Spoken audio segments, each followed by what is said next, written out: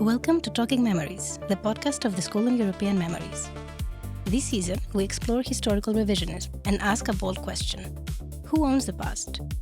Join us as we listen, question, and rethink the stories we thought we knew.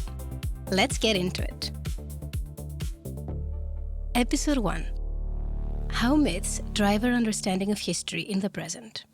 In this episode, David, Lluïsa, Irem, Alissa, Ognjen and Elli will interview Matteo Bassoli from the University of Padua. Now let's jump right into our questions. Hello, Matteo Bassoli. Hello. We are very pleased to have you here today. And I'm going to ask the first question, and would be how academics face myths, if they face them, and how the general public or associations react. Okay, let's start telling the audience that I'm a political scientist and therefore my take on these issues from the political side. So from a political science perspective, myths are embedded in what we call symbolic policies, that are policies developed and created by the state in order to provide some kind of an idea.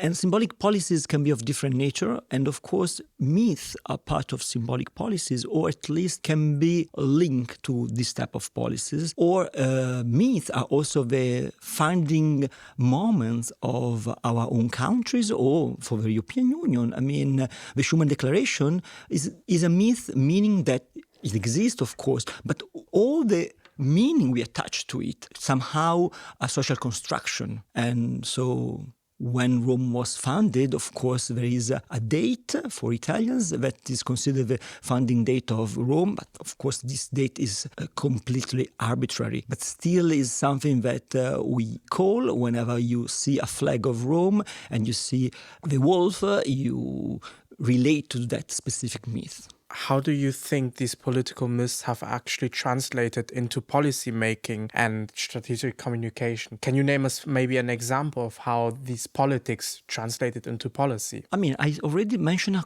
couple, I would say, but then I think the issue of how myths change policies, myths themselves are policies. Because whenever you decide that something deserves to play a role within your country, and the government decide that a specific historical event, a specific narration of a historical event is coherent with the idea of a nation state you want to produce or to perpetrate, then you select specific aspect of event and you portray it in your own speech, symbol, monuments, and therefore our cities, our countries are full of monuments which narrate a story which is somehow mythical. And this constant reproduction of myth is itself a policy in the making. Do you think it is a democratic process then? It depends by which regime is doing it. As any policy can be implemented by a democratic country or not. So there are authoritarian regimes who do policy making and symbolic policy making in which myth plays a major role, as well as there are democracies who do symbolic policies and myth interpretation. Now, what does it mean democratic? As long as the government is formally elected in a democratic manner, all the policies are democratic because the government is accountable for the specific policy. The problem is that rarely symbolic policies are challenged by non-state actors, or better, are challenged by minorities or by small fraction of a society, and it's very hard that an issue that is symbolic in nature reach the level of protest large enough to make the government accountable for it. You have a deep knowledge in the genocide of Roman and Sinti, and I would like to ask you if you could give us a concrete example of a myth in relation to this. For example, one myth is the fact that there were no Roma involved in the resistance movement, and if you talk with everyone in your own country, no one will ever acknowledge the presence of Roma people in the anti-fascist or anti-Nazist movement. On the contrary, there are historical proof that this happened. Simply, the history and the school books never provide provide evidence or never told this story to the wider audience. Of course, going back to the previous question, there was a minority challenging this narration, but the minority was Roma activists. They were not able to reach the institutional agenda to make a change in the public discussion. And therefore, if you read books on the topic, then you realize that this happened, but it never really reached the wider debate. And also the same genocide or persecution of Roma people during World War II, I mean, it's really recently was acknowledged by European countries. And therefore, you may feel like this minority has been neglected by European societies. Last but not least, I would say the fact that slavery was ended when the Western European countries abolished slave trade was, I think, is the common sense of relationship between the European Union and slavery. But this is not true because in Romania, Roma were enslaved until the end of the 19th century. And therefore, also this is part of our myth or the way we interpret our own history. Is the exclusion of ethnic minorities like Roma and Sinti a result of the consolidation of national political myths? Or is there rather a different factor involved? I do think they are related, and the unlucky aspect of Roma-no-Roma relationship is that their arrival in European Union was at the end of Middle Age, when with the beginning of the creation of nation state began, and therefore the problem was that while before the empire were able to include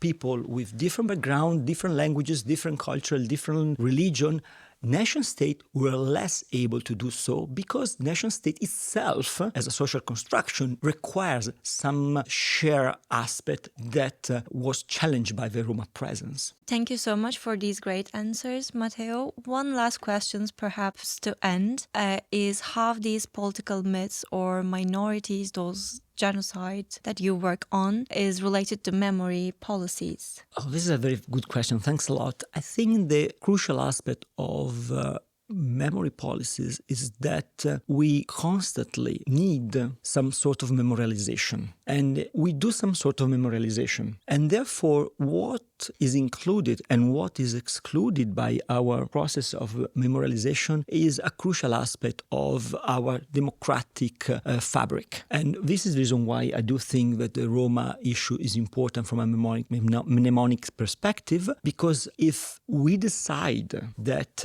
in a specific date we celebrate the importance of freedom or the importance of the creation of a certain state or the founding day of a city, and we lack the remembrance of what happened to the Roma people during World War II, or we lack the Roma Pride Day, we forgot about the only rebellion that happened during in the concentration camp by Roma convicted there, we leave our fellow citizens without a proof of their belonging to our societies. Thank you very much for coming to us and for sharing your knowledge. Thank you for inviting me. It has been a pleasure.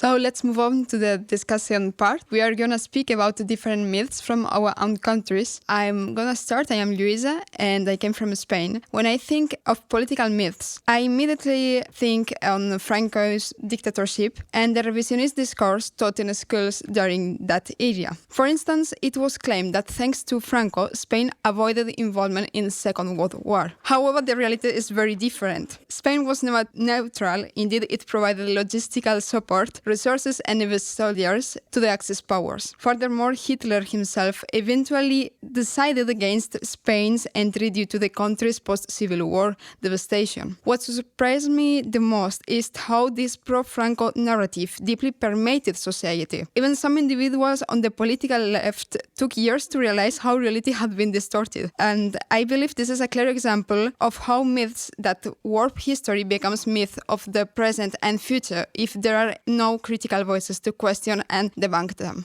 Hello, I am Irem and I'm from Turkey. The myth I would like to talk about today from Turkey is perhaps can be named as the Lausanne myth. It is a conspiracy-based myth that centers around this anxiety on Turkey's independence. Following the World War I, Turkey fought the War of Independence against British, French, Italy, Greece, etc. And following this, the Treaty of Lausanne, which is a peace treaty, it was signed on 1923 that recognized the sovereignty of this new republic. However, the myth is that public started to speculate that the treaty had certain secret clauses that would expire after 100 years. Even I myself, as someone who is taught about this in schools, that there are no secret clauses and there's no expiration date for the agreement. I was confused and I needed to dig in a bit more. Speaking from the memory of source and the mistrust towards the European powers, public carried this anxiety for 100 years. When 2023 came, people started to protest and create events on Facebook and search the web if the peace agreement is over, which was quite funny. Rather than functioning as a misinformation, it kind of worked as a symbolic narrative where memory of empire and the anxiety of independence are expressed. Its persistence for 100 years shows how memory is produced not only through official state narratives, but also through political culture, social media, and emotional storytelling, as Matteo was also saying. As a result, the myth of Lausanne, in a way, became a contested site of memory where past, present, and future of Turkey was projected. That was a great point. And to add on to that, what Matteo said about the fact that within nations, in nationalism, minorities often get left out. I feel that from a perspective that I have, descendant of Vietnamese immigrants, I can see that with the story of German reunification, which as a myth is seen as like this all-encompassing happy event that sealed the fate of Germany for it to become a liberal democracy in the state it is right now. But what is often not talked about is the story of how Vietnamese migrants to East Germany suddenly overnight lost all of their job and had to experience racism. For example, the pogroms in Rostock-Lichtenhagen or in Hoyerswerda, where where entire housing complexes burned. And the interesting thing about this history is much like how memory is selectively remembered, it is also selectively forgotten. So the myth is that many migrants are seen as not working as hard as Vietnamese people, and that's why they experience racism. Yet we can see from the past, it is not that, but the selective remembrance also about what you remember and not just what you choose to remember. I'm Elli. I'm a history student from Finland. I sort of have a niche example, a case study I came across during my studies. In Finland, there exists this pseudo-historical myth that there were kings and kingdoms in the geographical area of Finland before it was a part of the Swedish kingdom. Although there is archaeological evidence that shows there's no real support for this fact. The myth is based on like saga literature, and the translation process has played a part in the myth-building process itself. Because the Finns, as a term that refers in the saga to the indigenous Sami people of Finland, and the kings refer to the Sami leaders. So there has been some translation problems as well. But albeit being more of a marginal or a niche than some other myths, the conversation of this myth have taken place online, and these conversations have had many overlapping so-called themes that but not limited to, but like nationalism, conspiracy theories, far-right thought, racism, historical realities have been shadowed, and individuals have utilized this pseudo-historical sentiment to, for example, cement a thought of this homogenic nation and normalizing xenophobia and trying to reinvent a nation's history. Hi, I'm Alexia. I'm from Romania. I'm a student at Political Science promises, and I'm going to talk about promises versus reality. When we talk about myths, influence politics, and communication strategies, one important example is the way communist regime created myths in order to control society and shape public opinion. In Romania, communism was built around the myth that the regime represented equality, progress, and the good of people. Through propaganda, the government tried to create the image of a perfect society while hiding violence and repression. A clear example is the Pitești experiment, where political prisoners, especially students, were tortured and re-educated in order to destroy any opposition to the regime. At the same time, the communism government promoted the myth that it was creating equality and unity. Fear became one of the main communication strategies of the regime, especially through the security or securitatea, the secret police that constantly surveilled citizens, censored free speech, and punished anyone considered politically dangerous. This is why